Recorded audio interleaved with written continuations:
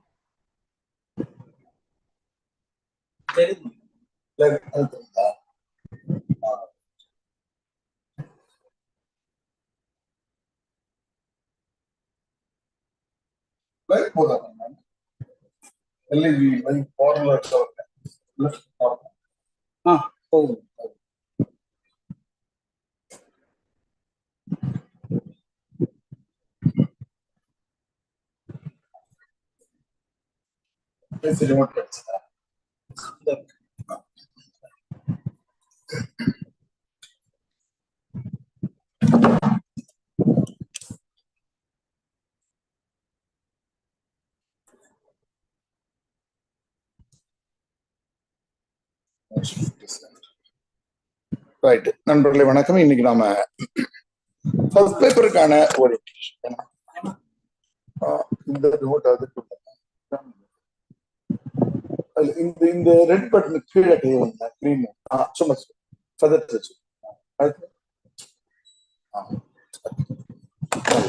இப்ப நம்ம இன்னைக்கு ஃபர்ஸ்ட் பேப்பருக்கான ஓரியன்டேஷன்ல நாம இருக்கோம். செகண்ட் பேப்பருக்கும் ஃபர்ஸ்ட் பேப்பருக்கும் உள்ள வேறுபாடு என்ன?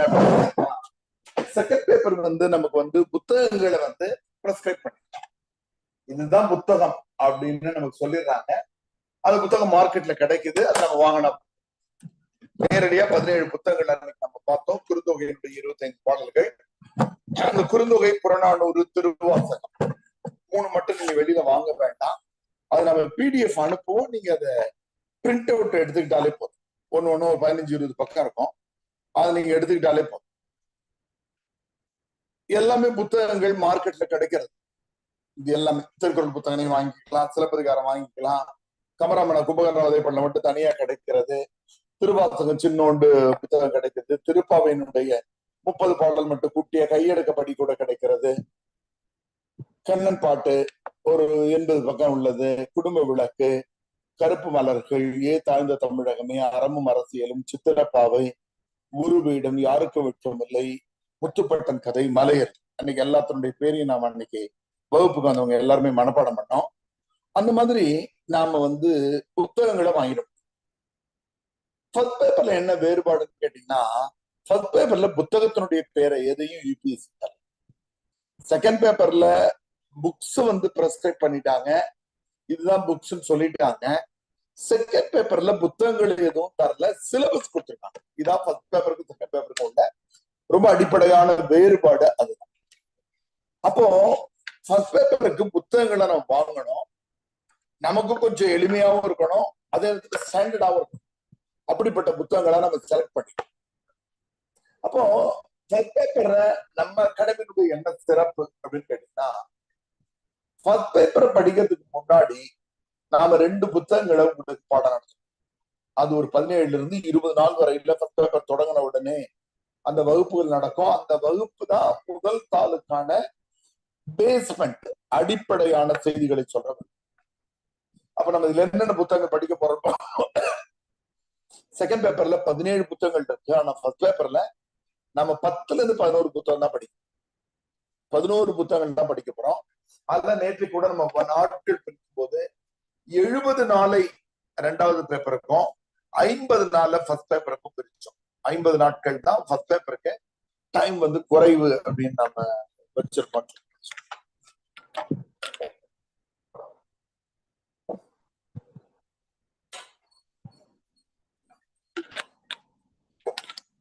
நமக்கு அப்ப புத்தகங்கள் எது படிக்க போறோம் பார்ப்போம். முதல்ல தொல்காப்பியம். தொல்காப்பியம் ஒரு 3 to 4 நாட்கள்.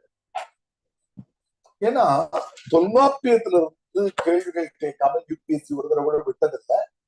இந்த பகுதி 2ல தொல்காப்பியம் அப்படின்னு ஒரு வரி போட்டாங்க இல்லையா, பகுதி 2 தமிழ் இலக்கியம். இந்த தொல்காப்பியத்துல ரிப்பீட் ஆகிருக்கிற கேள்விகள் ஒரு 3 கேள்விகள் இருக்கு. எதுனா தொல்காப்பியம் காட்டும் இலக்கிய வகைகள் என்ற கேள்வி யூபிஎஸ்சில அடிக்கடி ரிப்பீட் ஆன கேள்வி. தொல்காப்பியம் கூறுகிற அகத்திணை புறத்திணை பொருத்தப்பாடுகள். அகத்திணையா இருக்கிற குறிஞ்சி முல்லை மருதம் நெய்தல் பாலை கைக்கிளை பெருந்திணை என்ற எழுத்தினையும், புறத்தில் இருக்கக்கூடிய வெட்சி கரந்தை வஞ்சி காஞ்சி உழிஞ்சி நொச்சி தும்மை வாகை பாடான்னு 9 வரும். அல்ல கரந்தையும் நொச்சியும் தொல்காப்பியர் சொல்லல, பகுதியா சொல்றார். படிப்போம் 7க்கு 7 பொருந்திப்போம். இந்த கேள்வி யூபிஎஸ்சி கேட்டதான். மிக அண்மை காலமா யூபிஎஸ்சி தொல்காப்பியத்தினுடைய அமைப்பும் சிறப்பும்னு கேட்கிறாங்க. இந்த 3 கேள்விகள் ரிப்பீட் வேணா குறிச்சுக்கோங்க. 1, தொல்காப்பியம் காட்டும் இலக்கிய வகைகள். அதுக்கு ஒரு நூற்பா இருக்கிறது. பழைய பிள்ளைகள் யாரும் வந்திருந்தாங்கன்னா அவங்களுக்கு தெரியும். பாட்டு, உரை, நூல், வாய்மொழி, பிசி, அங்கதம் என்று சொல்லுகிற 7 வகையான இலக்கியங்கள் இருக்கிறது. அடுத்தது அகத்திணைக்கும் புறத்திணைக்கும் உள்ள பொருத்தப்பாடு. இப்ப நான் சொன்ன மாதிரி குறிஞ்சியும் வெற்றியும் ஒண்ணுன்னுவாங்க. ஏன்னாக்கா குறிஞ்சியும் காதலிக்கிற ஆணும் பெண்ணும் யாருக்கும் தெரியாமல் சந்திப்பார்கள். வெற்றியில மாடு பிடிக்க போறவங்களும் திருடுறதுக்கு போகும்போது யாருக்கும் தெரியாம போவாங்க. 2 இந்த திருட்டுத்தனம் என்பது இருக்கு. அப்ப அந்த மாதிரியான பொருத்தப்பாடுகள் தொல்காப்பியர் சுவையா சொல்லியிருப்பாரு. 3வது தொல்காப்பியம் எவ்வாறு அமைந்திருக்கிறதுனா 3 அதிகாரங்களாக அமைந்திருக்கிறது. எழுத்ததிகாரம், சொல்லதிகாரம், பொருளதிகாரம். ஒன்னுலயும் 9 இயல்கள் இருக்கு. 3 into 9 27. அதனால நம்ம எடுத்த உடனே தொல்காப்பியம் படி. 2வது 5 இலக்கணம் அப்படின்னு அந்த பேர் சொல்லுவேன். நாம ஸ்கூல்ல இருந்து படிச்சுட்டு இருக்கிற எழுத்து, சொல், பொருள், யாப்பு, அணி என்கிற 5 இலக்கணத்துக்கும் 10th ஸ்டாண்டர்ட் லெவலுக்கு மறுபடியும் நம்ம ரிவ்யூ பண்ணோம். எல்லாத்தையும் கம்ப்ளீட்டா ரிவிஷன் பண்ணோம். இந்த எழுத்து, சொல், பொருள், யாப்பு, அணில நம்ம படிச்சிருக்கக்கூடிய சார்பு எழுத்துக்கள்லாம் இருக்கு இல்லையா. நம்ம உயிர்மை, ஆயுதம், உயிரிழபடை, ஒற்றளபடை அப்படின்னு அதுக்கான நூற்பாக்கள், அந்த விஷயங்கள். மாத்திரைகள்னா என்ன, வினை எச்சம்னா என்ன, வினையாளனை பெயர்னா என்ன, தொழில் பெயர்னா என்ன, எல்லாத்தையும் படிச்சுட்டு உள்ள போகும். ஏன் அதை படிச்சுட்டு உள்ள போவோம்னாக்கா, நம்ம புத்தகத்தினுடைய தலைமை புத்தகம் மொழி வரலாறு என்கிற புத்தகம். அதான் தம்பி அப்சாக்ட் பண்ணி அந்த எல்லோ கலர் டேப்லெட் காலமா போட்டுருக்காங்க. நம்ம இந்த முறை உள்ள நம்ம கொடுக்கக்கூடிய சப்போர்ட்டிங் மெட்டீரியல்ல அந்த டேபிள் காலம் உங்களுக்கு பக்காவா புத்துவேல் ஒரு தம்பி மறுபடியும் இதுல கொஞ்சம் இம்ப்ரூவ் பண்ண வேண்டியதெல்லாம் இம்ப்ரூவ் பண்ணி கொடுத்தாரு. சின்ன சின்ன கரெக்ஷன்ஸ் இருக்கு, கம்ப்ளீட்டா இருக்கு. அப்ப இந்த மொழி வரலாறுக்கு உள்ள போன உடனே இந்த பெயர்லாம் வரும். இது 6ஆம் நூற்றாண்டில் வினையாளனின் பெயர் இவ்வாறு இருந்ததுன்னு சொல்லுவாங்க. நான் டக்குன்னு வினையாளனின் பெயர் நடத்த ஆரம்பிச்சேன்னா 20 நிமிஷம் ஆகும். அப்புறம் மறுபடியும் அந்த வரலாறு முடியாது. அதனால இது நம்ம வார்ம் அப் மாதிரி எழுத்து, சொல், பொருள், யாப்பு, அணியை படிச்சுட்டு உள்ள போவோம். ஒரு காரணம். இன்னொன்னு, இந்த மேண்டேட்டரி கொஸ்டின்ஸ் இருக்கு இல்லையா, 5th கொஸ்டின், அதுல யூபிஎஸ்சி என்ன பண்றாங்கன்னு கேட்டீங்கன்னா 1-5 மேண்டேட்டரி கொஸ்டின் இருக்குல்ல, அது ஒரு இலக்கண கேள்வி யூபிஎஸ்சி போட்டுறாங்க. 10 மார்க் கேள்வி. ரொம்ப குறிப்பா இதுவரையில அவங்க நெய்மயக்கம்னு உள்ள டெப்தா படிக்கக்கூடியது கூட 10 மார்க் கேள்விகள் கேட்டுக்கிறாங்க. அடுத்து தொல்காப்பியம் காட்டுகிற மெய்ப்பாட்டியல் இருக்கு. அது தொல்காப்பிய கேள்வியாகவும் எடுத்துக்கலாம், இலக்கண கேள்வியாக எடுத்துக்கலாம். அந்த மாதிரி அதனாலதான் நம்ம இலக்கணம் படிக்கணும். இது 2 படிச்சுட்டு தான் நம்ம சிலபஸ் கொண்டு வரோம். அதனால இது 2 சிலபஸ்க்கு இல்லையும் நீங்க நினைச்சிட வேண்டாம். இது 2 படிச்சாதான் நம்ம உள்ள போய் படிக்கணும். அதனால முதல் 2 புத்தகங்கள் நம்ம படிக்கிறோம். இந்த முதல் 2 புத்தகங்களை படிச்சு முடிக்கிறதுக்கு முதல்ல இதுக்கு தொல்காப்பியத்துக்கு ஒரு 4 நாளும், 5 இலக்கணத்துக்கு ஒரு 5-6 நாளும் ஆகும். இந்த 10 நாட்கள் பேஸ். இந்த வீடியோவை நீங்க மீண்டும் மீண்டும் பாத்தீங்கன்னா தமிழ்ல அதிக மதிப்பெண் எடுக்கும். அதாவது தமிழ் ஆப்ஷன்ல இதுவரையில அதிக மதிப்பெண் எடுத்தவர் யாருனாக்கா லட்சுமண பெருமாள்னு ஒருத்தர். அவர் எவ்வளவு மார்க் எடுத்தாருனாக்கா 359 மார்க் எடுத்தார். 359 மார்க்ஸ் அவுட் ஆஃப் 5. அதுல 210 மார்க்ஸ் ஃபர்ஸ்ட் பேப்பர்லயும் 149 பாயிண்ட் மார்க் செகண்ட் பேப்பர் எடுத்தார். ஏன்னா கான்ட்ராக்ட் பாருங்க, பார்த்தா நமக்கு தெரியுது செகண்ட் பேப்பர் தான் ஈஸி மார்க். கண்ணன் பாட்டு இருக்குது, யாருக்கும் வைக்கமில்ல இருக்காது, அது எல்லாத்துக்கும் கேள்வி ட்விஸ்ட் பண்ணுவாங்க. அதை தாண்டி எடுக்கலாம். நம்ம கிட்ட படிச்சவங்க செகண்ட் பேப்பர்ல இதை விட அதிக மார்க் எடுத்திருக்கிறாங்க.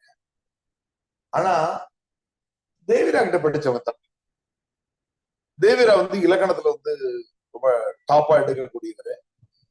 இந்த 210 மார்க் எதுக்கு நான் சொல்ல வரேன்னா, இந்த ஃபர்ஸ்ட் பேப்பர்ல மட்டும் நீங்க கவனமா இருந்து விடைகளை ப்ரிப்பேர் பண்ணிட்டீங்கன்னா ஒரு 120 இருந்து 140 கேள்விதான், அதுக்கு மேல கிடையவே கிடையாது சட்டம்.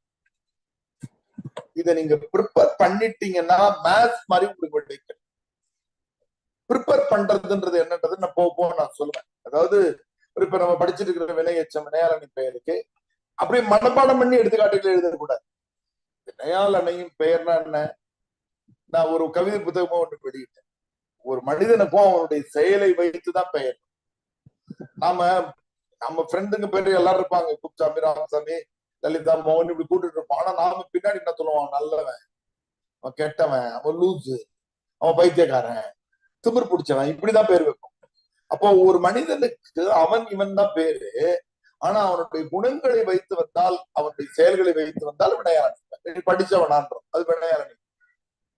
அன்னைக்கு விழுந்தவன் நீதானே, அன்னைக்கு சத்தம் போட்டவன் யாரு, கட்டுரை போட்டிக்கு பெயர் கொடுத்தவன் யாரு, அவர் எதிர்த்து பேசினவன் யாரு, வினை சொல்ல வச்சு அவன் அவள் சேர்த்தவனாட்டா வினையாளனை பற்றி. இப்போ நம்ம மனப்பாடம் பண்ணி வச்சுட்டு படித்தவன், ஓடியவள், எழுதியவர்னே ஞாபகம் வச்சுட்டு கூடாது. அங்க போயிட்டு வேற எழுது, பாசிட்டிவாவே எழுதுறத பத்தி யோசிச்சுட்டு இருப்பான். நெகட்டிவ் வேர்ட்ஸ் வந்து எடுக்கணும். மறந்தவன் யாரு, தொலைத்தவன் யாரு, உடைத்தவள் யாரு அப்படின்னு கேட்கிறோம்ல. அப்போ நம்ம ஏன் முதல் தாள்ல வந்து கொஞ்சம் கவனம் எடுத்துட்டோம்னா, இலக்கண எடுத்துக்காட்டுகளையும் செய்திகளையும் நம்ம தனித்துவமா எழுதும் போது இந்த மார்க்குக்கு நம்ம வர 190 வந்துட்டாலே போதும். நம்ம 200 அப்போ திருத்தும் போது இப்பெல்லாம் ரேஷனலைஸ் பண்ணிட்டாங்க. இப்பெல்லாம் ஆப்ஷன்ல வந்து அதிகம் போனாக்கா உங்களுக்கு தெரியும், 280 இருந்து நேஷனல் ஃபர்ஸ்ட் வர்றவங்களுக்கு 300 310 போடுறாங்க.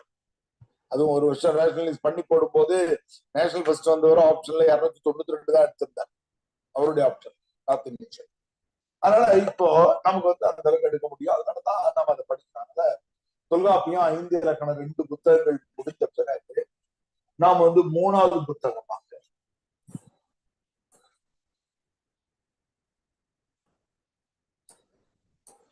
அடுத்து 3வது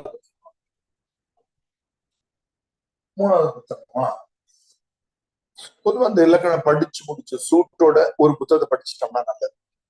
கேப் விட்டோம்னாக்கா மறந்து போயிடும். அதனால என்ன பண்ணுவோம், புத்தகத்துடைய தலைமை புத்தகம் மொழி வரலாறு புத்தகம், இதுதான் தலைமை புத்தகம் நம்ம சொல்லுவோம். சுசக்தி வேலனுடைய மொழி வரலாறு புத்தகம். இதை பொறுத்த மட்டும் தொல்காப்பியம் நாம யாருடைய உரை வேணாலும் வாங்கலாம். ஆனா புலியூர் கேசிகன் ஒரு ஐயா இருக்காங்க, அவங்க மகள் கூட நூல் வெளியீட்டு விழாவுக்கு வந்திருக்காங்க. புலியூர் கேசிகன் எப்பவுமே வந்து புலியூர் கேசிகனுடைய 3 உரைகளை நம்ம பரிந்துரை பண்ணோம். ஒன்று தொல்காப்பியத்துக்கும் அவரையே வாங்கிக்கணும்னு சொல்றோம். இன்னொன்னு சிலப்பதிகாரத்துக்கு நம்ம தமிழகத்துன்னு ஒரு ஐயா சொன்ன புத்தகம் கிடைக்க மாட்டேங்குது. அதனால சிலப்பதிகாரத்துக்கும் சக்திவேலே வாங்கிக்கணும், புலியூர் கேசிகனே வாங்கிக்கலாம்.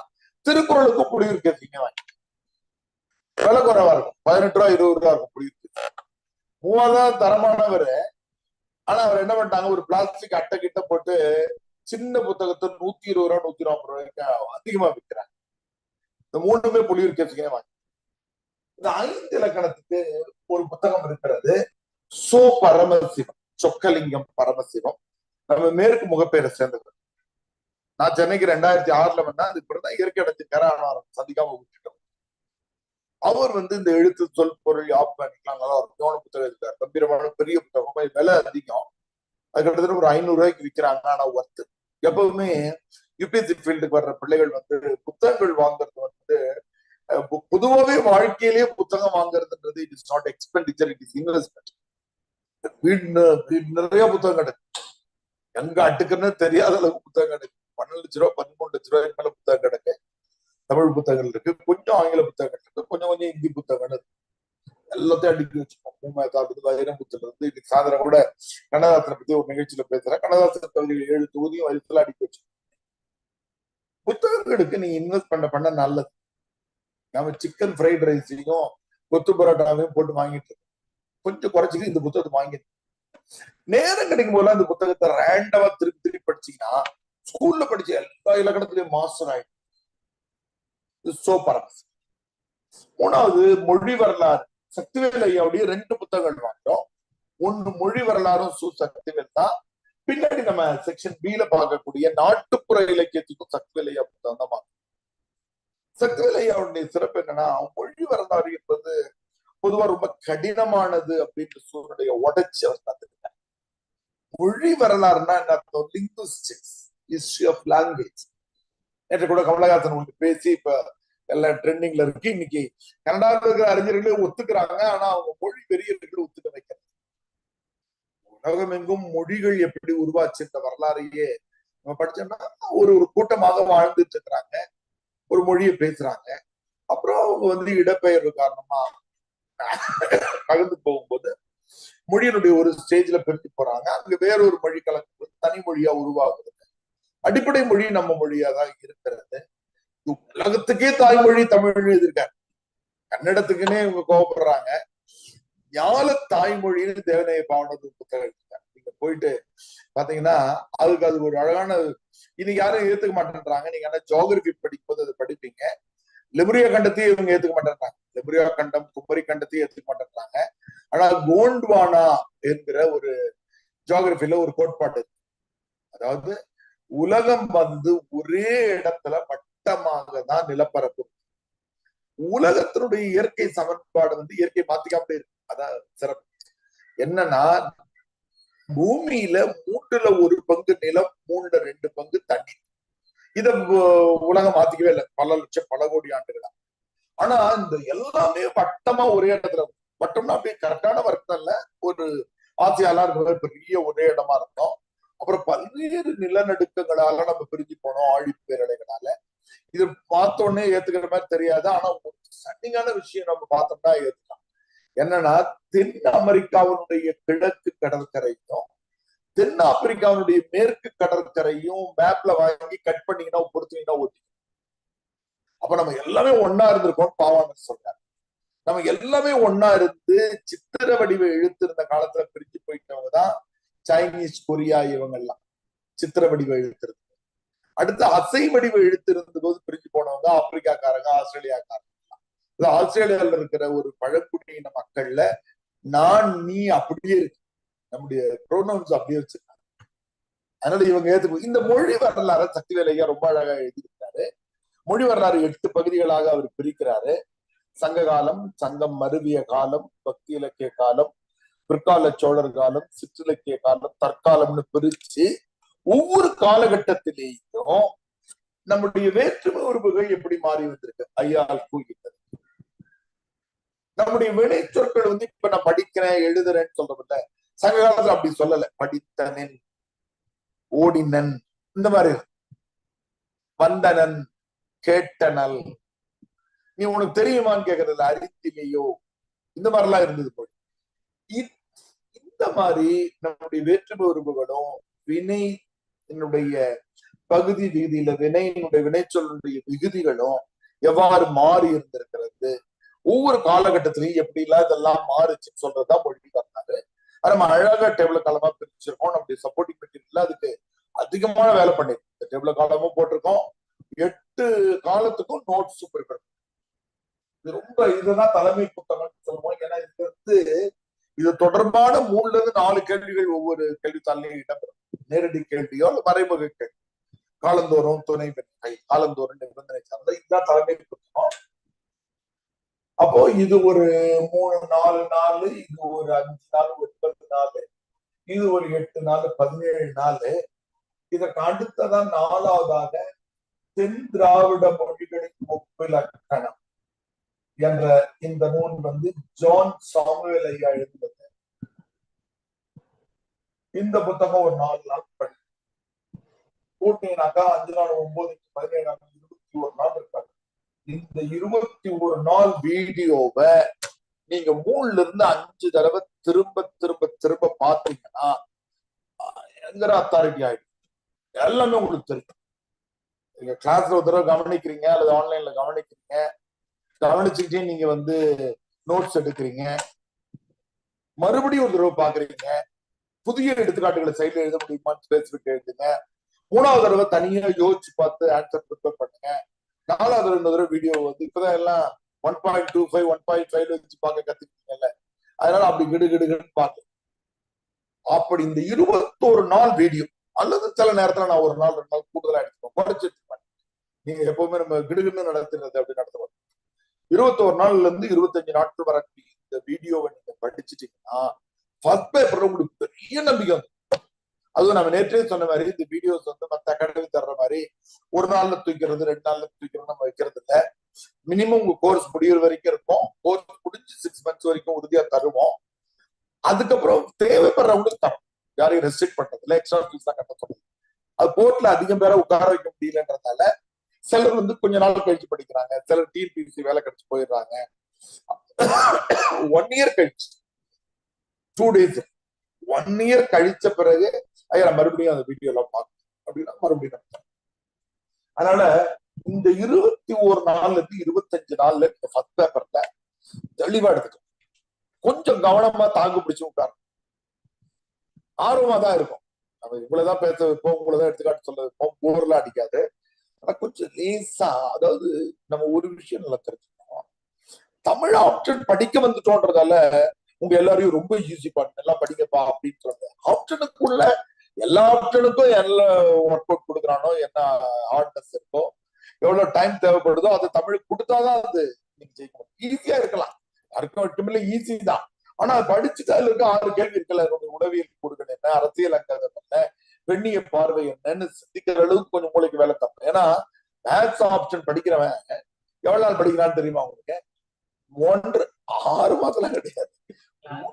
ஆமா, 10 மாசத்துல இருந்து ரிவைஸ் பண்ணி முடிக்கிறதுக்கு 1.5 வருஷம் வரைக்கும் எடுத்துக்கிறாங்க. 45,000 50,000 வாங்குறாங்க. தமிழ் மேத்ஸ்ல அதிகமா மார்க் எடுத்துலான்றாங்க. இப்ப அதெல்லாம் ரேஷனலைஸ் பண்ணிட்டாங்க. அப்படிதான் நீங்க ஏதாவது ஒண்ணு ஈஸியா இருக்கு அப்படின்றதுக்காக ஈஸி நினைச்சிடக்கூடாது. யூபிஎஸ்சி ஸ்டாண்டர்டுக்கு நம்ம 500க்கு 300 310 எடுக்கணும், அதுக்கு ஒர்க் பண்ணணும். அந்த இடம் இது. தமிழ் ஆப்ஷனை பொறுத்த மட்டும் இந்த 20-21 நாட்கள் தான் இதயம் மையம். இந்த 21 நாள்ல நீங்க தெளிவடைய என்ன தெரியலாமா, நீங்க கண்ணப்பாட்டு இதெல்லாம் விட எழுதுறீங்கல்ல, அங்க சம்பந்தம் இல்லாம எடுத்து எழுதிருக்கீங்க. இது அழகான வினையாளி பெயரை பாரதிதாசன் பயன்படுத்தி இருக்கிறார் எழுதும்போது திருத்தம் நல்லா இருக்கும். ரொம்ப அழகான எதுகையை பயன்படுத்தினாங்க, தலையாய. அப்ப இந்த ஸ்டாண்டர்ட் மற்ற இடத்துல ரிஃப்ளெக்ட் ஆகும், இலக்கண அறிவு ரிஃப்ளெக்ட் ஆக. ஏன்னா எழுத்து சொல் பொருள் யாப்புல நம்ம படிக்கும் போது அவ்வளவு செகண்ட் பேப்பர்ல ரிஃப்ளெக்ட் ஆகும். இது 3வது. இந்த 4 புத்தகம் தான். 4 புத்தகம் முடிஞ்ச பிறகு இதுக்கப்புறம் புத்தகங்கள், அதாவது இந்த 4 புத்தகத்தை தான் கிட்டத்தட்ட நம்ம முழுமையா படிக்கணும். இதுக்கப்புறம் ஃபர்ஸ்ட் பேப்பர்ல உள்ள புத்தகங்களை நம்ம வாங்குறமே தவிர நம்ம சிலபஸுக்கு என்ன வேணுமோ அதை மட்டும் புத்தகத்தை வாங்கிடுவோம். ஒப்பிலக்கியம், திறனாய்வுலாம் புத்தகம் வாங்குவோம். நமக்கு என்ன வேணுமோ அதை மட்டும் படிச்சுட்டு ஒரு 160 புத்தகம் 160 190 பக்கம் அந்த புத்தகம் இருக்குன்னா நமக்கு தேவையான கண்டென்ட் 80 பக்கத்துல இருக்குன்னா அந்த 80-90 பக்கத்தை படிச்சா அதான் ஃபர்ஸ்ட் பேப்பர். இப்ப அடுத்த புத்தகம் ரொம்ப இன்ட்ரெஸ்டிங்கான புத்தகம், பகைமை நோக்கில் தமிழ் இலக்கிய வரலாறு. பகைமை நோக்கில் தமிழ் இலக்கிய வரலாறு என்கிற பாக்கிய மேகம். சென்னை சேர்ந்தவங்க. இப்ப பக்கமா நம்முடைய ஜெயங்கொண்டம் அரசு கலைக்கல்லூரி முதல்வராக இருந்து ஒரு ஆண்டு முன்னாடி ரிட்டையர் ஆனாங்க. இவங்க மின்வாரியத்தில் தான் கணவர் ஒர்க் பண்றாங்க. பகைமை நோக்கில் தமிழ் இலக்கிய வரலாறு என்கிற பாக்கிய மேதியம்மாவுடைய புத்தகம். மொழி வரலாறுக்கும் இலக்கிய வரலாறும் ஒண்ணுதான். அதே சங்க காலம், சங்கம் அறிவிய காலம், பக்தி இலக்கிய காலம், அதே டேபிள் காலம் தான். அதுக்கு இதுக்கு என்ன வித்தியாசம்னா அதுல மொழி வரலாறு கோணத்துல படிப்போம், வார்த்தைகள் இலக்கணம் எப்படி இருக்கு. இதுல லைவ்லியா படிப்போம் என்னென்ன இலக்கியம் வந்து சங்க காலத்துல 10 பாட்டு 8 தொகை சொல்றாங்க, சங்கம் அறிவிய காலத்துல 18 கணக்கு, பக்தி இலக்கிய காலத்துல சைவ வைணவ இலக்கியமாக இருக்கிற பன்னிரு சைவ திருமுறைகளும் 4000 எந்தெந்த காலகட்டத்துல எது எது வந்தது, ஒரு இலக்கியத்திலையும் 2 வரி 3 வரியாவது நமக்கு தெரியுமா தெரியாதா, இல்ல எது அக இலக்கியம் எது புற இலக்கியம், இந்த மாதிரியான விஷயங்களை படிக்கிறது வந்து இலக்கிய வரலாறு ரொம்ப இன்ட்ரெஸ்டிங் ஆனது, ரொம்ப ஆர்வமாக இருக்கும். 6 நூற்றாண்டு 6 காலங்களை பிரிச்சு 5 காலகட்டத்துக்கு நம்ம கட்டுரை எழுதிய நமக்கு இது வந்து பகைமை நோக்கு தமிழ். இதுக்கு அப்புறமேட்டு நாம முன்னாடி சொன்ன மாதிரி புத்தகங்கள் ரொம்ப எளிமையாக தொடங்கினோம். இதற்கு அடுத்து நம்ம என்ன பண்ணிடுவோம் கேட்டீங்கன்னா, அடுத்த 2 புத்தகங்களை, ஒண்ணு ஒப்பிலக்கியம், ஒண்ணு முதல்ல திறனாய்வு, அடுத்து திறனாய்வு ஒப்பிலக்கியம். 2த்துக்குமே தமிழண்ணல் எழுதின புத்தகமும் இருக்கு, அதையும் நம்ம ரெஃபர் பண்றோம். தமிழண்ணல் புத்தகம் வாங்கினாலும் சரி, அல்லது தீசு நடராசன் அப்படின்னு ஒரு ஐயா புத்தகம் இருக்கு. இந்த லிஸ்ட் எல்லாமே அப்படின்னு உங்களுக்கு கொடுக்கப்படுவாங்க. நான் கையெழுத்து கிரிக்கெட் எழுதுறேன்னு நினைக்க தேவையில்லை. உங்களுக்கு வந்து புக்ஸ் வந்து எது ரெஃபரன்ஸ் புக்ஸ், ஒப்பிலக்கியம் வந்து கைலாசம். திறனாய்வும் ஒப்பிலக்கியம் என்னன்னு கேட்டீங்கன்னா ரொம்ப ஈஸி. இங்க இருந்து நம்முடைய கிரியேட்டிவிட்டி, நம்முடைய யூனிக்னஸ் இங்க இருந்து வேலை செய்ய ஆரம்பிச்சு. திறனாய்வுனா என்னன்னு கேட்டீங்கன்னா, ஒரு திரைப்படம் வந்த உடனே ஆனந்த விகடன் மதிப்பெண் போடுறாங்க, அதான் திறனாய்வு.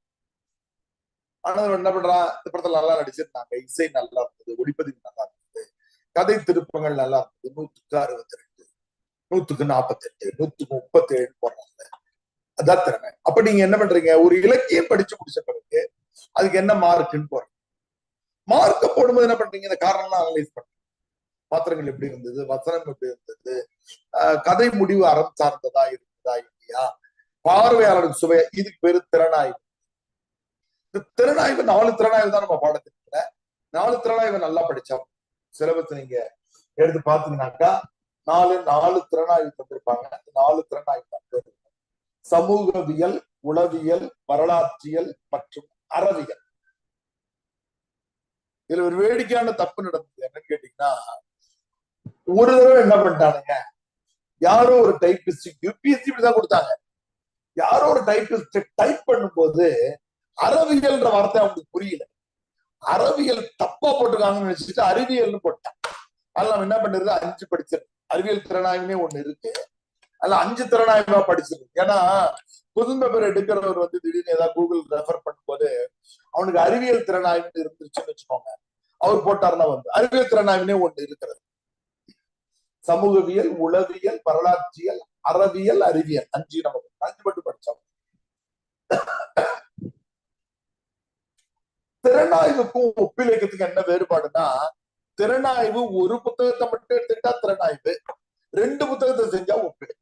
இப்ப நம்ம தல ரசிகர்கள், தளபதி ரசிகர்கள் சண்டை போட்டு என்ன பண்றான், இந்த படத்தை பார்த்துட்டு என்ன பண்றான், அந்த படத்தை ட்ரால் பண்றான், வர்றா அதுல இப்படி நடிச்சார், அவனுக்கு அது பிடிக்கல, 2த்தையும் கம்பேர் பண்றான்.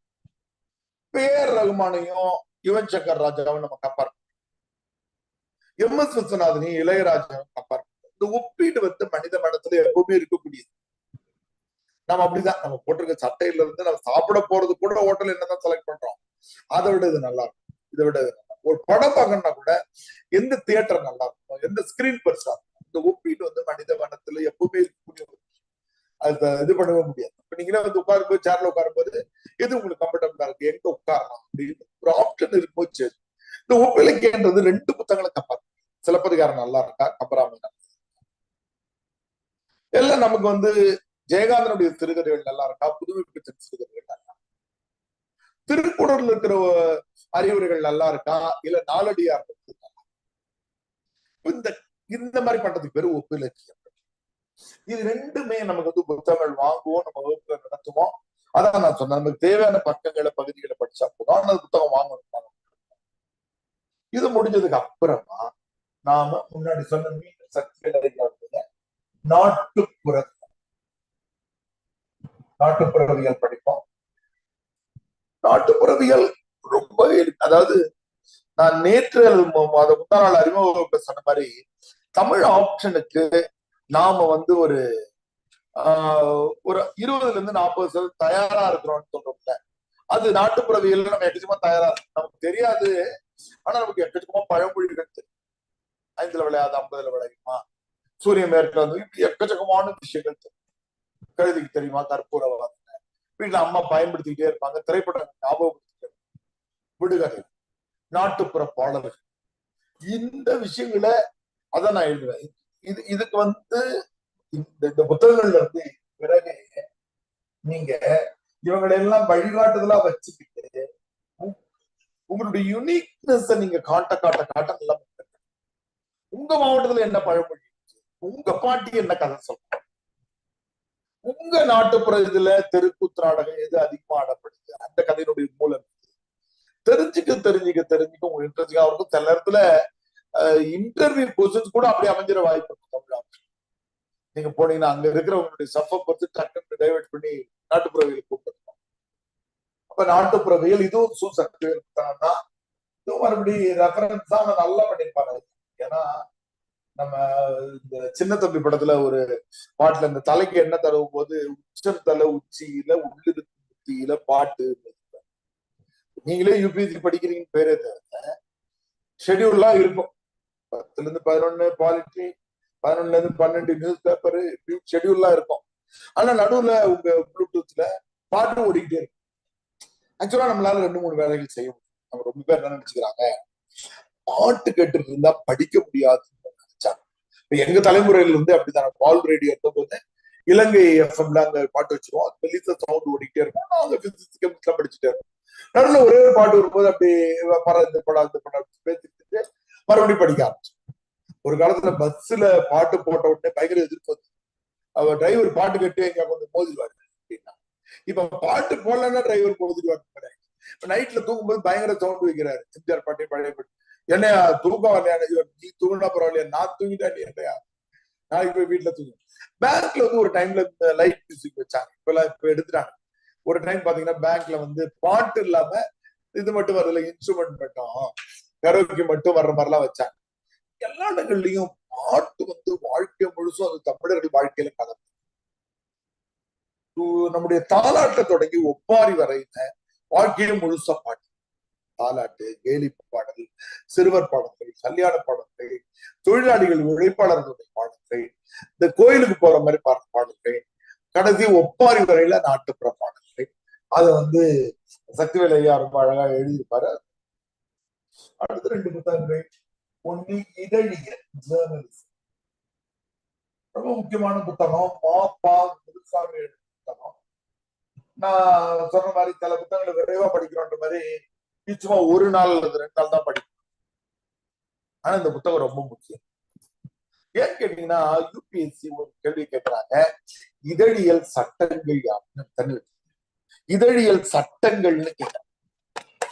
இதழ்களுக்கான வழிகாட்டு சட்டங்கள் என்னென்ன இருந்தது அப்படின்றது டல்ஹவுசி வெல்லஸ்லி பீரியட்ல இருந்து தொடங்கும்.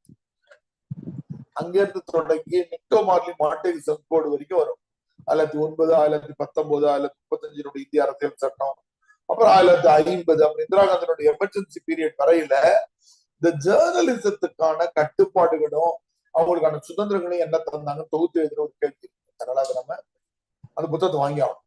மாப்பா குருசா அது ஒரு 2 நாள் தான் படிக்கும். இதற்கு அடுத்து இந்த இலக்கிய வரலாறு நம்ம விட்டுக்கிற கடைசியா படிப்போம். புது கவிதையின் தோற்றமும் வளர்ச்சியும். இது வந்து வள்ளிக்கண்ணன் ஐயா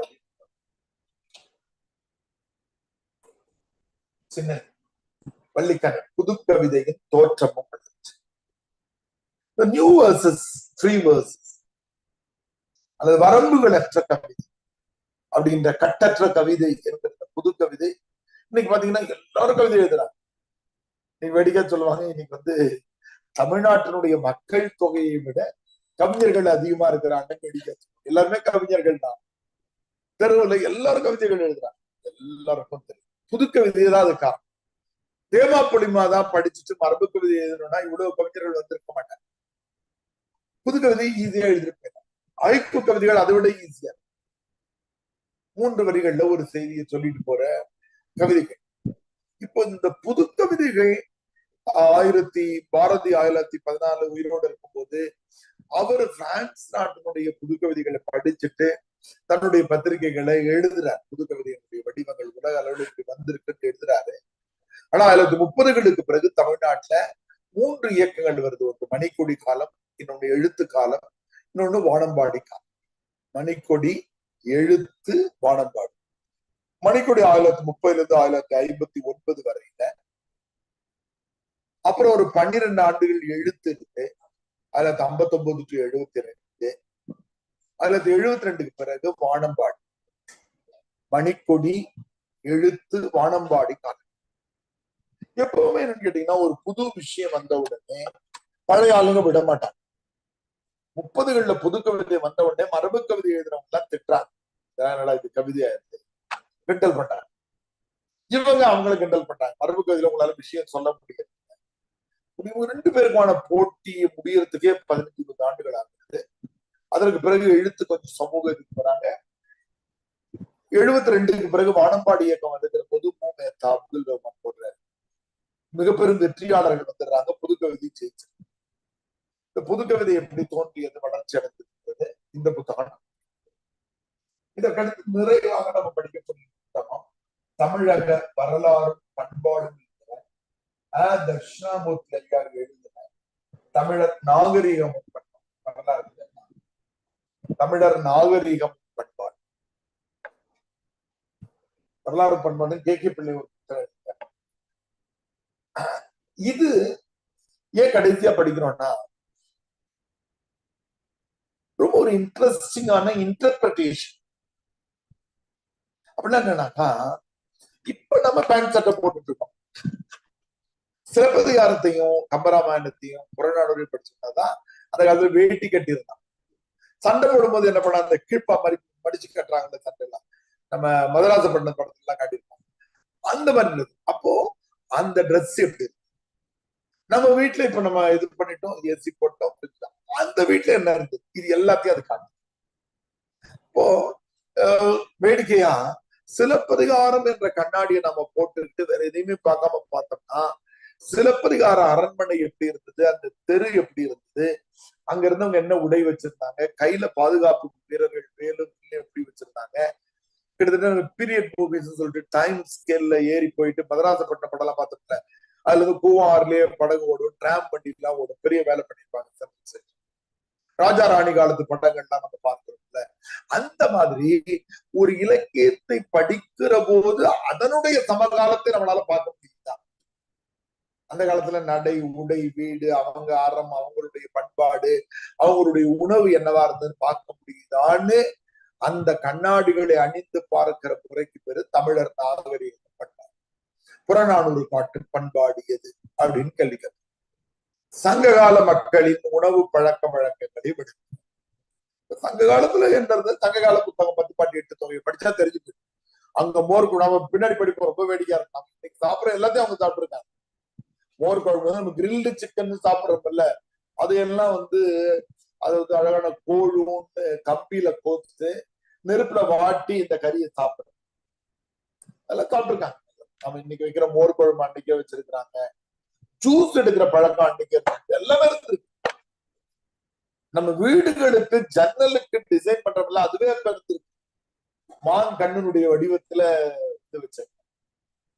மொட்டை மாடியில இருந்து தண்ணி போறதுக்கான குழாய் வச்சிருந்தாங்கல்ல, அது கூட அந்த குழாய் கூட சிப்புரி மீனுடைய வாய் மாதிரி மீன் வாயை திறந்துட்டு இருக்க டிசைன் வச்சிருக்காங்க. நம்ம இப்ப இது பண்றதா நினைக்கிறோம், அப்பவே அது எல்லாமே பண்ணிட்டாங்க. பார்வர்ல இருக்குன்னு பெரிய உயரமான கோபுரங்கள் கட்டி வாட்ச் டவர்ஸ் பார்க்க வல்ல இருக்கு. நமக்கு தெரியும் கலங்கரை விளக்கம் எல்லாத்துக்குமே ரொம்ப உயரத்துக்கு போன காலகட்டம். அவங்க பின்னாடி மின்சாரம் இல்லை, நம்ம கிட்ட எலக்ட்ரிக்கல் அண்ட் எலக்ட்ரானிக்ஸ் சொல்லக்கூடிய இந்த குரோத் அவங்க கிட்ட இல்லையே தவிர மற்றபடி அவங்க வாழ்க்கையை வாழ்ந்துருக்காங்க. விதமான உடைகள்ல நம்ம இன்னைக்கு பண்ணக்கூடிய எம்ப்ராய்டரிங் எல்லாம் விட சிறப்பான எம்ப்ராய்டரிங் பண்ணிருக்காங்க. உடைவுகளுக்கு கீழே இன்னைக்கு நம்ம பார்டர் வச்சு அடிக்கிறாங்க. நம்மலாம் அல்லது பண்ணிக்கிறேன் முத்துக்களை வச்சு கோத்து வெளிநாட்டுக்கு எக்ஸ்போர்ட் பண்ண அவ்வளவு விலை அதுக்கு. அப்போ இந்த ஒரு ஏன் கடைசியா படிக்கணும்னா, இலக்கியங்கள் எல்லாம் படிச்சு முடிச்ச பிறகு எனக்கு பாருங்க அந்த அந்த தலைப்பே ரொம்ப அழகா இருக்கு.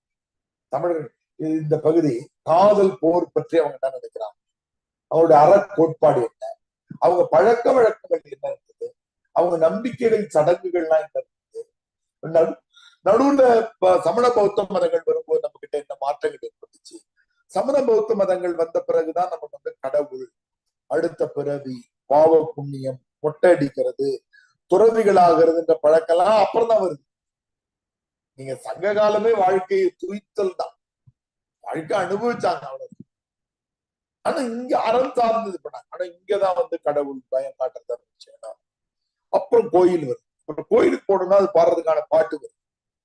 இப்படி கொஞ்சம் கொஞ்சம் கொஞ்சமா நம்ம ஒரு இந்த கம்ப்யூட்டர் கிராபிக்ஸ் எல்லாம் காட்டுவாங்க, ஒரு காலியா இருக்கிற இடத்துல அப்படியே டக்கு டக்கு பில்டிங் வர மாதிரி. அந்த மாதிரி வாழ்க்கை இயல்பா இருந்த வாழ்க்கையில கோயில் வந்து பாவ புண்ணியங்கள் வந்து, அடுத்த பிறகு பற்றி நம்பிக்கைகள் வந்து, சொர்க்க நரகம் வந்து, அப்புறம் கோயில் போய் பாட்டு போட ஆரம்பிச்சு, அப்புறம் 2 மதத்துக்காரன் சண்டை போட ஆரம்பிச்சு, இந்த மாதிரியான சிக்கல்கள் வாழ்வியல்ல மாறிட்டே அது ஐயா எழுதிட்டாங்க.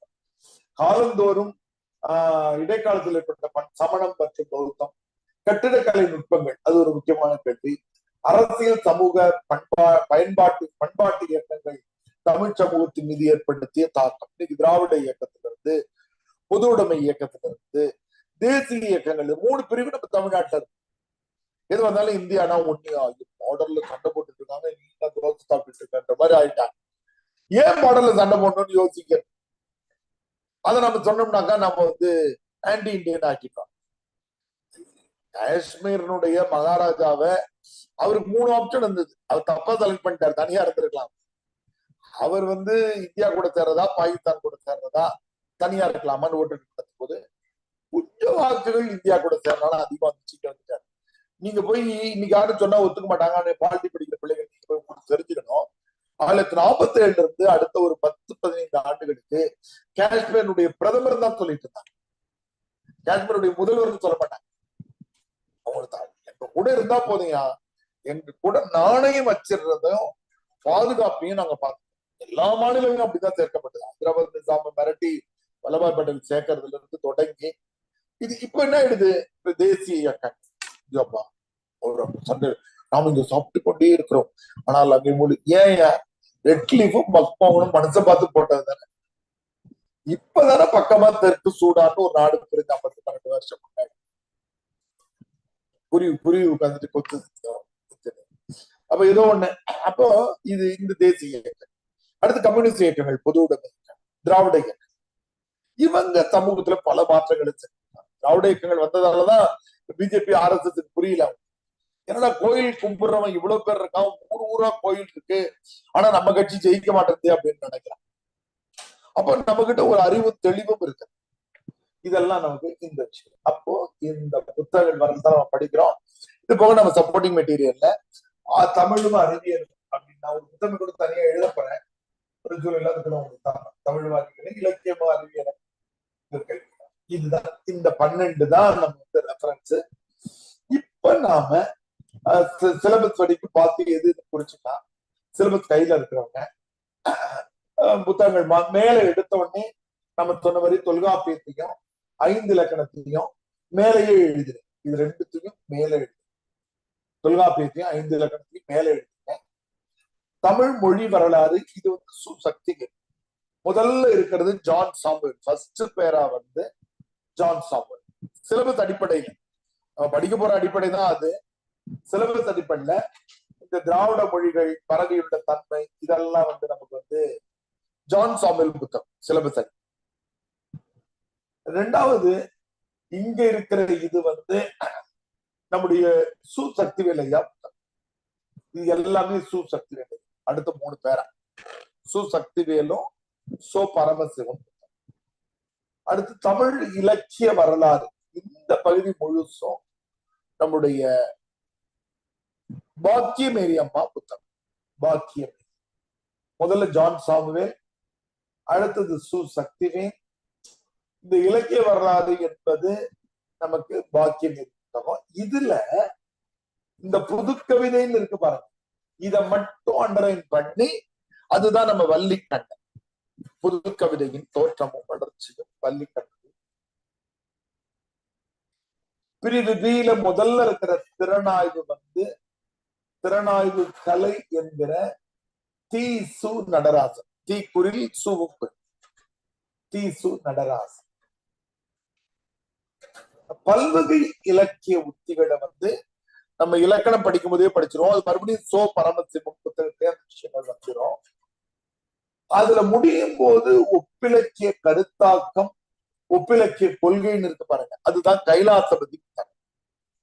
செகண்ட் பேரா முடிகிற இடத்துல இருக்கிற ஒப்பிலக்கிய கருத்தாக்கம், ஒப்பிலக்கிய கொள்கை இங்க நாம எழுதின கைலாசபதி 7வது நம்ம எழுதின கைலாசபதி. அடுத்து தமிழ் நாட்டுப்புற இலக்கியங்கள் தான் நமக்கு சு சக்திவேல் புத்தகம் பகுதி 2ல. அதுல அந்த பேராவுடைய கடைசியில மொழிபெயர்ப்பின் பயன்கள், மொழிபெயர்க்கப்பட்டுள்ள தமிழ் இலக்கியங்கள் செல்ஃபா படிப்போம். கடைசியா இருக்கிற தமிழ் இதழியல் வளர்ச்சி என்பதுதான் பாப்பா குருசாமி நாட்டுப்புற இலக்கியங்கள் பேராவுல கடைசி.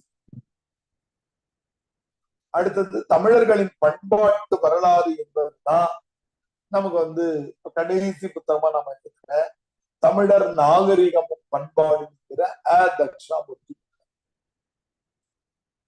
இப்போ ஒரு முக்கியமான விஷயம், அந்த இடத்துலதான் நீங்க இங்க ஒரு இடம் இருக்காங்க. இக்கால தமிழ் இலக்கியங்களின் வளர்ச்சிக்கான சமூக காரணிகள் நாவல், சிறுகதை, புதுக்கதை. அது 2த்தையும் கோடு போட்டு இம்பார்ட்டன்ட் போட்டு. அப்படின்னா என்ன அப்படின்னா, நாம கரண்ட் அஃபேர்ஸ் எல்லாத்துலயும் இருக்கிறது யூபிஎஸ்சி. அந்த மாதிரி தமிழ் ஆப்ஷன்ல இருக்கிற கரண்ட் அஃபேர்ஸ் இதுக்கு தேர் இஸ் நோ பிரெஸ்கிரைப்ட் புக்ஸ். இன்னைக்கு சிறுகதை எழுதுறவங்க எப்படி எழுதுறாங்க, இன்னைக்கு புதுக்கவிதை என்ன ட்ரெண்ட்ல, இன்னைக்கு இருக்கக்கூடிய ஐக்கூ கவிஞர்கள் எப்படி இருக்கிறாங்க, இன்னைக்கு எழுதக்கூடிய ஃபெமினிசம் பெண்ணிய படைப்புகள் எப்படி இருக்கு, இன்னைக்கு இருக்கக்கூடிய தலித்திய படைப்புகள் எப்படி இருக்குன்னு கான்டெம்பரரியை பத்தி நீங்க தெரிஞ்சுக்கணும், சமகாலத்தை. இதுக்கு ஐயா அப்படியே உங்களை கைவிட்டுவாரு பயப்பட தேவையில்லை. இதுக்கு ஒரு அருமையான டேபிளர் காலத்தை நம்ம உருவாக்கி இருக்கிறோம். அதை நீங்க இன்னையில இருந்தே தொடங்கி, இன்னையில இருந்து நீங்க என்ன பண்ணணும் அப்படின்னு கேட்டீங்கன்னா, உங்களுக்கு வாய்ப்பு இருக்கிற வகையில அப்பப்போ பொழுதுபோக்கா சினிமா பாடல்களை கேட்டுட்டு இருக்கிற என்ன பண்ணணும் அப்படின்னா, நேரம் கிடைக்கும் போதெல்லாம் உங்களுடைய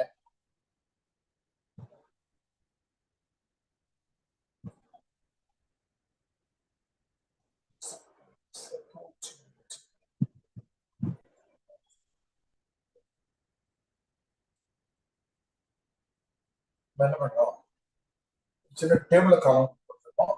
இது பிரிண்ட் ஆகி வந்துச்சு. நம்ம சொன்னது கொஞ்சம் திரும்பி இருக்கு, இருந்தாலும் அவங்களுக்கு ஒரு ஐடியாவுக்கு. அப்போ யூபிஎஸ்சி அது ஒரு குறிப்பிட்ட 2018 19 என்ன பண்ணாங்கன்னா, ஒரு 3 கேள்விகள் இந்த கான்டெம்பரரி, இந்த கரண்ட் அஃபேர்ஸ் கேட்டாங்க.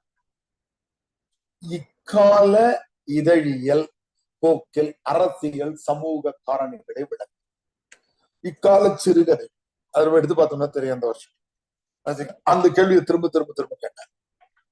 அப்போ இந்த அரசியல் சமூகம் என்ற செய்திகளை இது எடுக்க முடியுமா? இது முதல்ல இந்த வார்த்தையை டீகோட் பண்ணிருக்கோம். என்னது அரசியல் என்ற வார்த்தையை டீகோட் பண்ணோம் அப்படின்னா,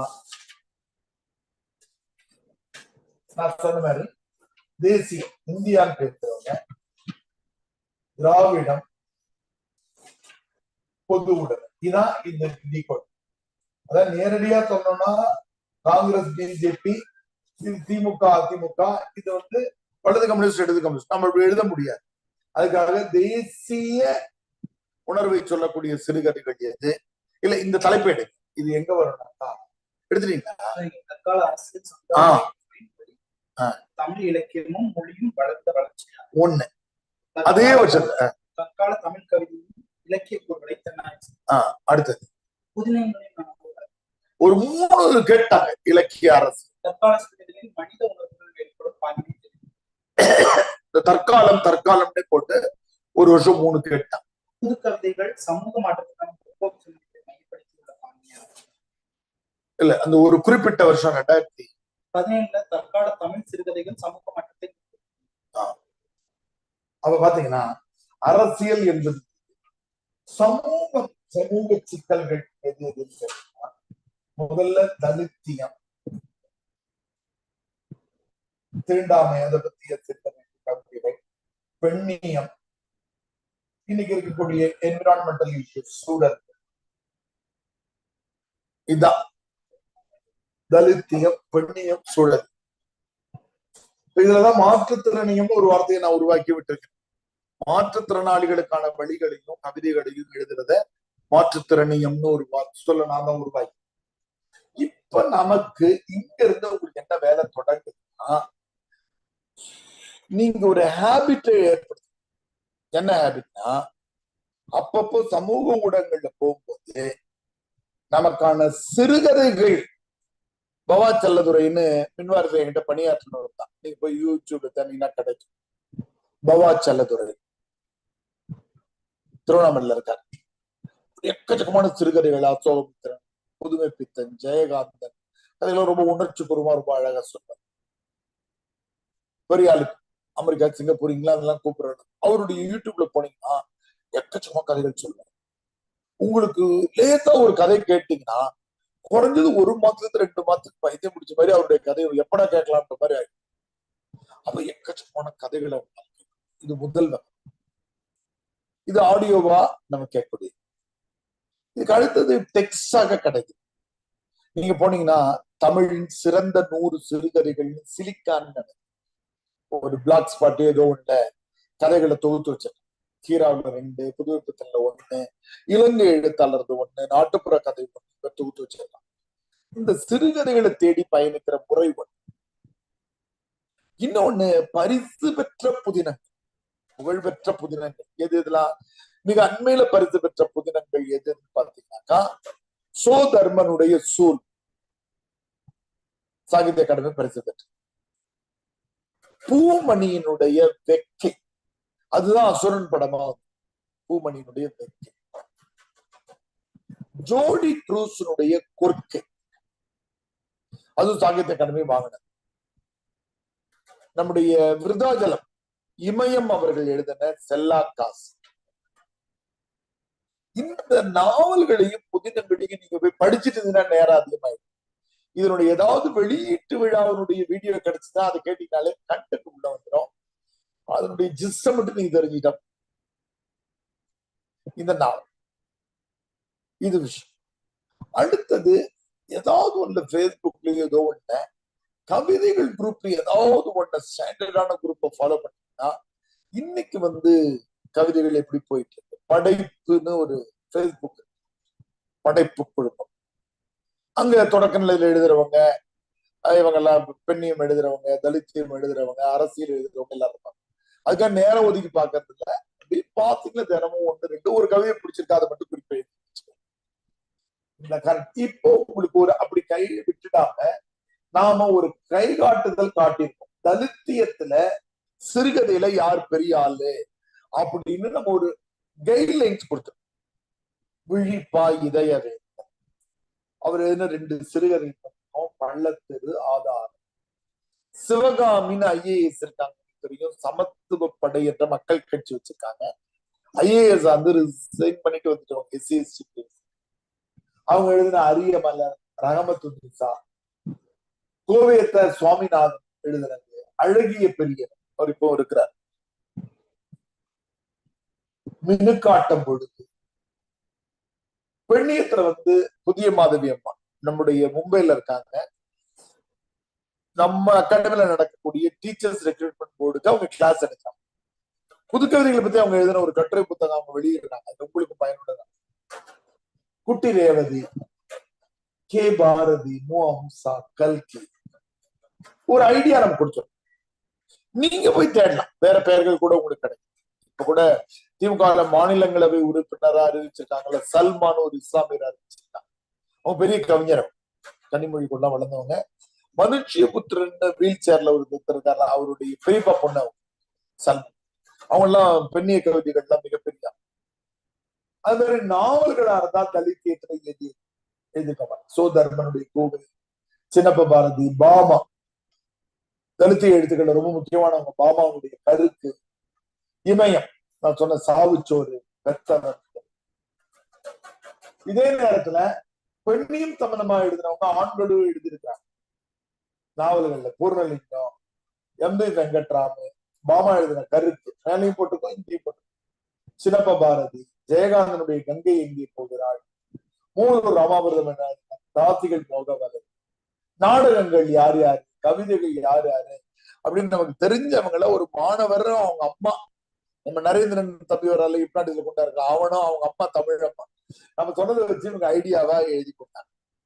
இதே மாதிரி நமக்கு இந்த இது திரும்பி இருக்கு.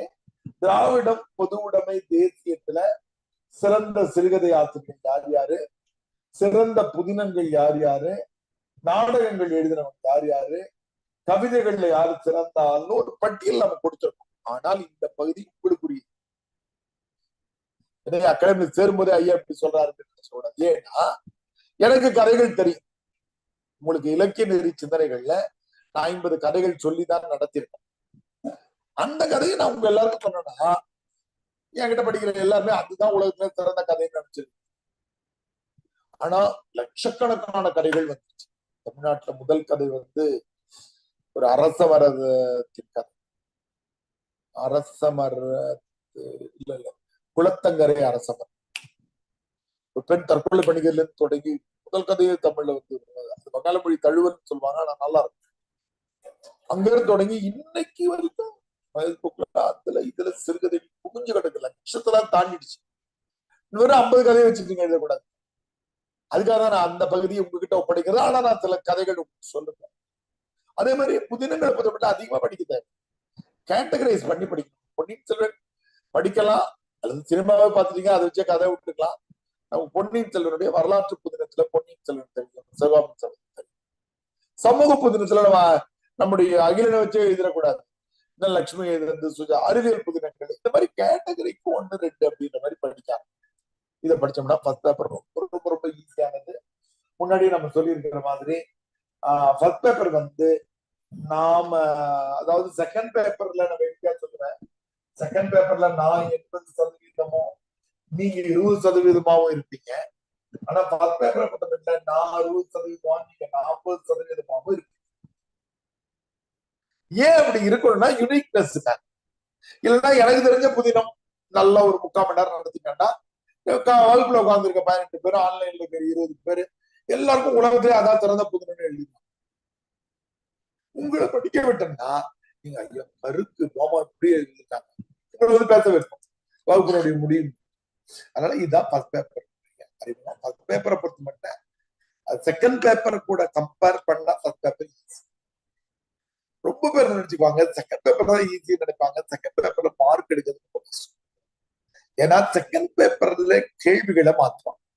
நம்ம அகாடமியில் அதுக்கு தனியாவே ட்ரைனிங் தரும். கண்ணன் பாட்டுனா 23 பாடல்கள் இருக்கிறது. தோழன், தாய், தந்தை, சேவகன், அரசன், சிறுகன், சத்துரு, குழந்தை, விளையாட்டு பிள்ளை, கண்ணமாயன், காதலி, காதலன், காந்தன், ஆண்டான், குலது, 23 தலைப்புகள்ல அதுல இருக்கிற ஓமைகள் என்ன, இதுல இருக்கிற உளவியல் என்ன, எதை 2 கம்பேர் பண்ண முடியும், எல்லா கேள்விக்கும் நம்ம தயாராகும். அதனால செகண்ட் பேப்பர்ல பயப்பட தேவையில்லை.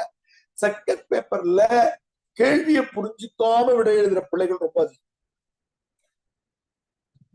கும்பகர்ணன் கேட்டான்னா விட எழுது, கும்பகர்ணன் நல்லவர்னு எழுது.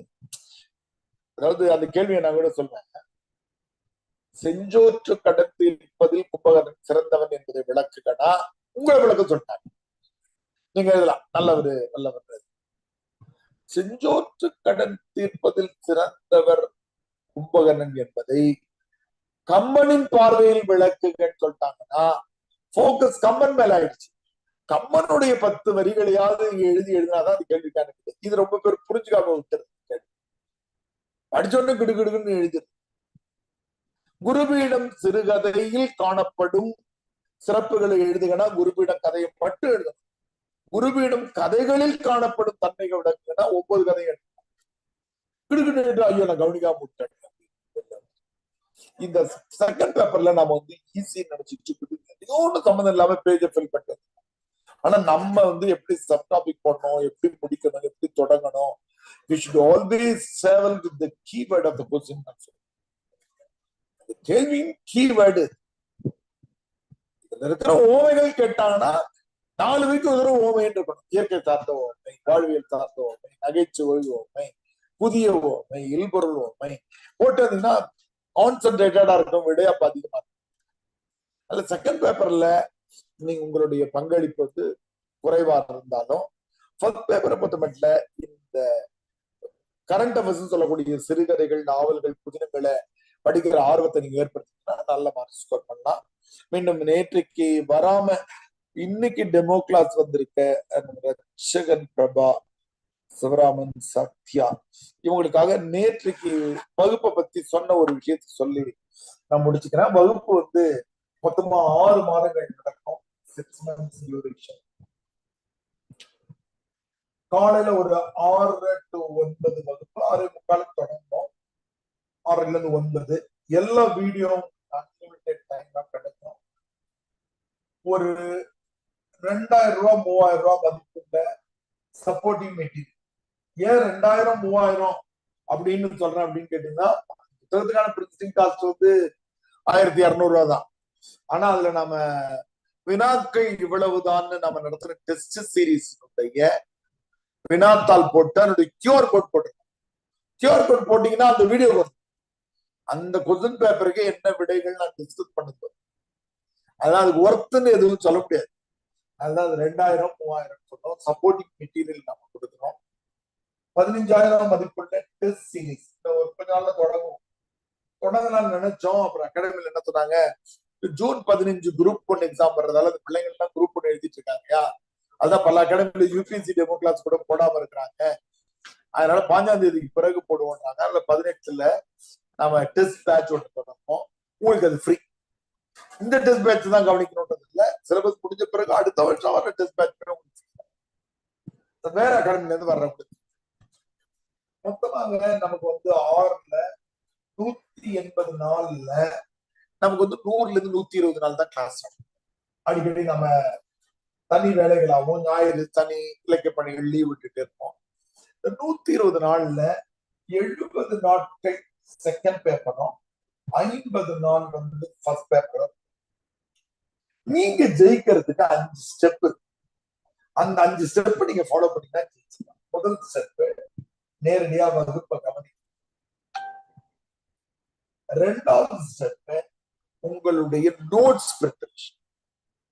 இது வந்து நான் answer note preparation supporting material வச்சுட்டு.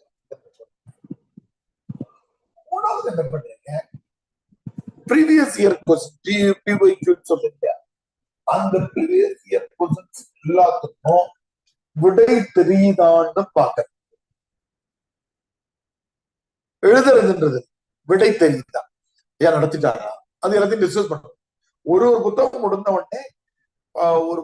உடனே யூபிஎஸ்சியினுடைய ஆல் क्वेश्चंस நம்ம எழுதுற கெப்பாசிட்டி இருக்குதா இல்லையான்றதை நம்ம செக் பண்ணி.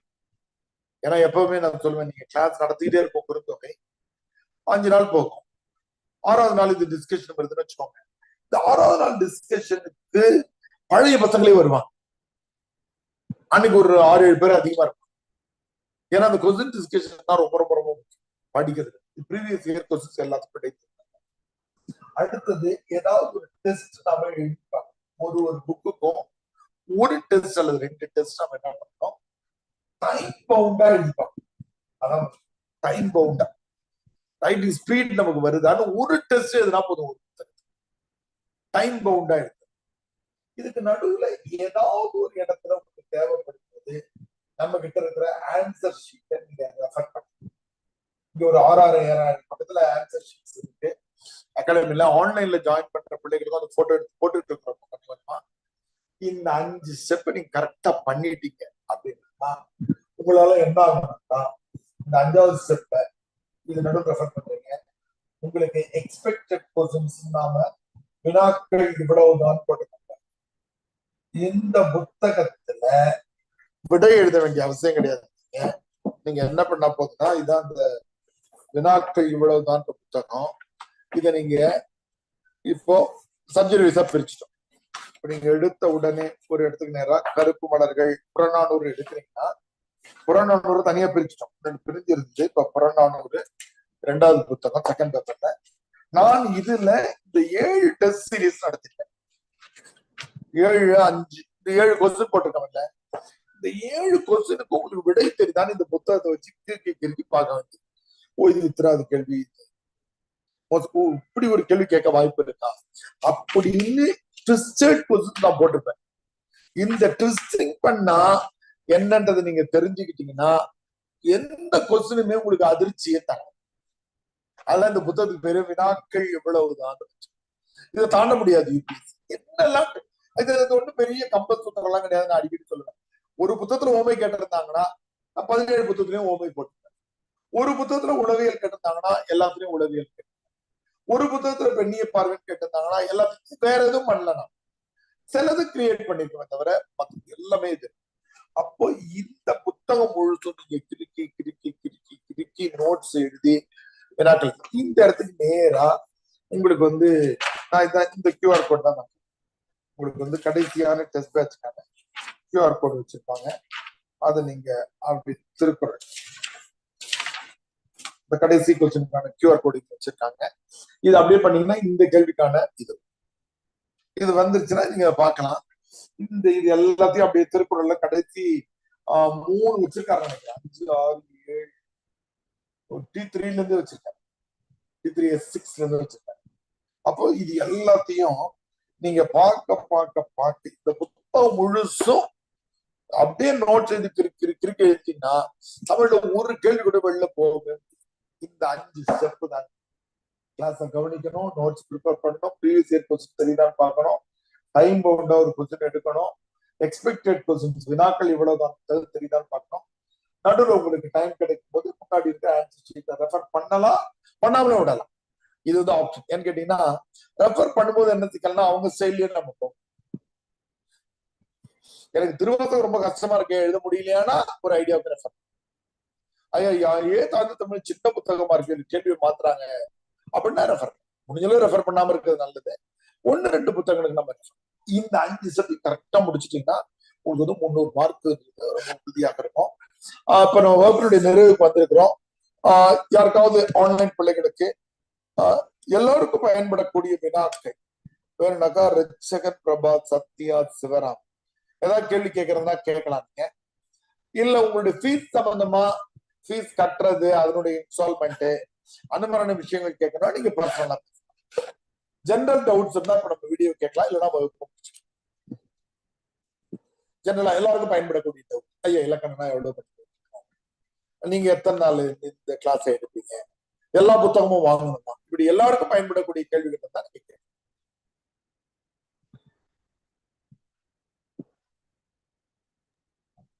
ஐயா வணக்கம் ஐயா.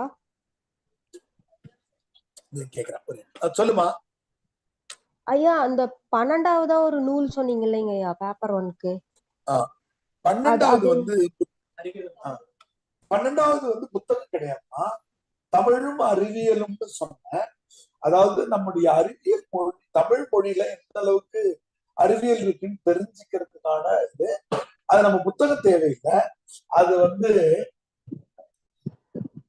நம்முடைய சப்போர்ட்டிங் மெட்டீரியல்லையே நான் உங்களுக்கு ஒரு 25 ஸ்லைடு போட்டு விளக்கம் எழுதியிருக்கேன். தமிழ் இலக்கியத்துல கர்ணம் கண்டுபிடிக்கிறதுக்கான சமன்பாடு இருக்கிறது, தமிழ் இலக்கியத்துல வந்து நமக்கு வானியல் குறித்த அறிவு இருக்கிறது, கப்பல் செய்யறதை பத்தி அறிவு இருக்கிறது, பீட்ஸ் மணிகளை எப்படி உருவாக்குனாங்க, தேர் எப்படி செஞ்சாங்க, இந்த மாதிரி சயின்ஸ் தெரிஞ்சிருக்குன்றத நம்ம சப்போர்ட்டிங் மெட்டீரியலே தந்துடுறோம். நீங்க வெளியில போய் வாங்க வேண்டாம். நான் ஜூலைல அந்த தலைப்புல ஒரு புத்தகம் எழுதிட்டு இருக்கேன், அது உங்களுக்கு பயன்படுற மாதிரிதான். முதல் மொழின்னு ஒரு அமைப்பு எழுத சொல்றாங்க, அது வந்துச்சுன்னா நம்ம மெட்டீரியல் கூட உங்களுக்கு சேர்த்து அந்த புத்தகத்தை கொடுத்து, அது வந்து வெளில போய் தேட வேண்டாமா. ஓகேங்க ஐயா, நன்றிங்க ஐயா. நல்லதுமா. வேற யாருக்கும் டவுட் இருக்காமா? சொல்லுங்க.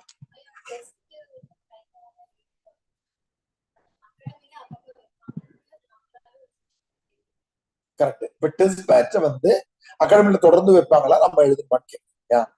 இப்ப பிரிலிம்ஸ் முடிஞ்ச உடனே இப்ப நான் ஜூன்ல தொடங்குறேன் இல்லையா, அதான் வருஷத்துக்கான ஒரே ஒரு டெஸ்ட் பேட்ச்.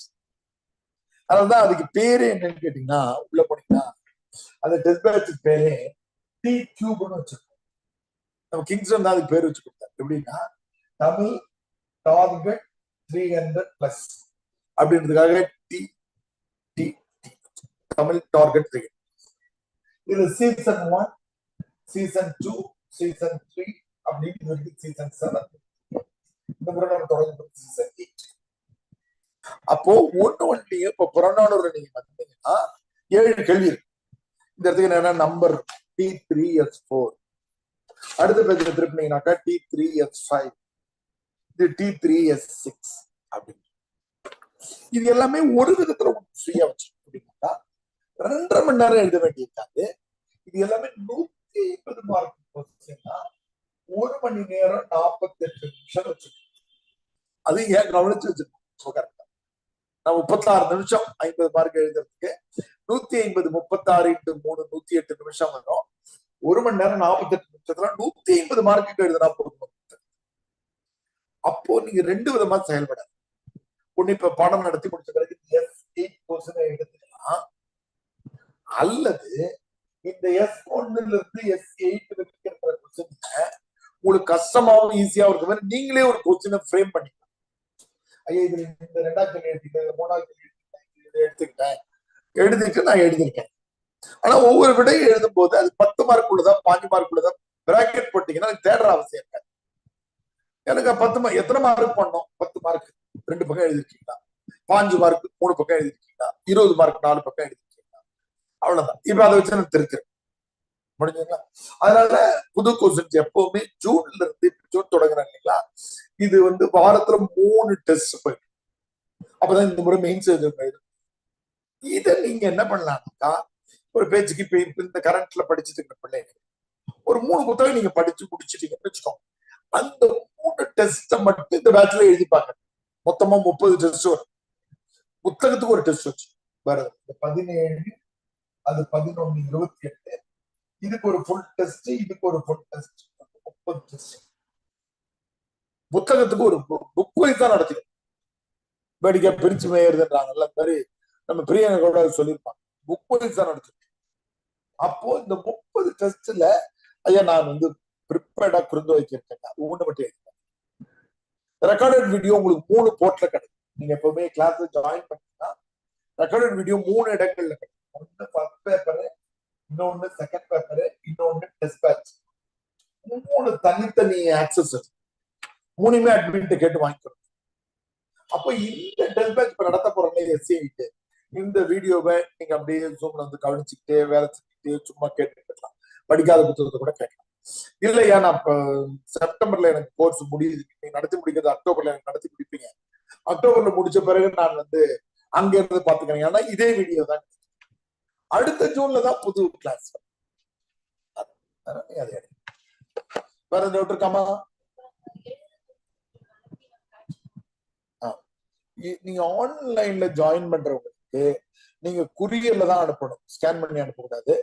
குரியர் திருப்பி அனுப்புறதுக்கு எதுவும் எக்ஸ்ட்ரா ஃபீஸ் கிடையாது. உங்களுக்கு நீங்க கோர்ஸ்ல இருக்கிற 6 மந்த்ஸ் அடுத்த 6 மந்த்ஸ் வரையில உங்களுக்கு குரியர் இது கிடையாது. ப்ரிலிம்ஸ் கிளியர் பண்ணிட்டு வர்றவங்களுக்கு டெஸ்ட் பேட்ச் ஃப்ரீ. நம்ம அகாடமியா இருந்தாலும் அதர் அகாடமியா இருந்தாலும் ப்ரிலிம்ஸ் கிளியர் பண்ணிட்டு வர்றவங்களுக்கு test batch free. Prelims clear பண்ணாம வேற அகாடமி படிச்சுட்டு வர்றவங்களுக்கு 50,000 ஃபீஸ்.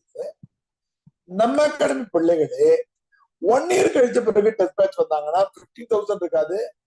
ஸ்டேஷனரி அந்த மற்ற ஐட்டங்களுக்கு 5,000 போடும்.